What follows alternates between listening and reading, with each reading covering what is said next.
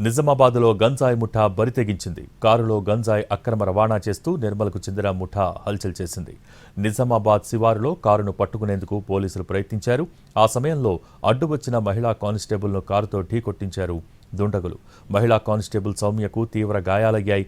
ఇద్దరు గంజాయి ముఠా సభ్యులు మహమ్మద్ సోఫియుద్దీన్, సయ్యద్ సాయల్ను ఎక్సైజ్ పోలీసులు అరెస్ట్ చేశారు. కానిస్టేబుల్ సౌమ్య పరిస్థితి విషమంగా ఉన్నట్టు తెలుస్తోంది.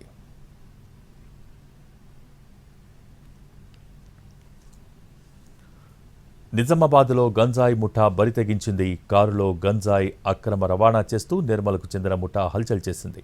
నిజామాబాద్ శివారులో కారును పట్టుకునేందుకు పోలీసులు ప్రయత్నించారు. ఆ సమయంలో అడ్డు వచ్చిన మహిళా కానిస్టేబుల్ను కారుతో ఢీకొట్టించారు దుండగులు. మహిళా కానిస్టేబుల్ సౌమ్యకు తీవ్ర గాయాలయ్యాయి.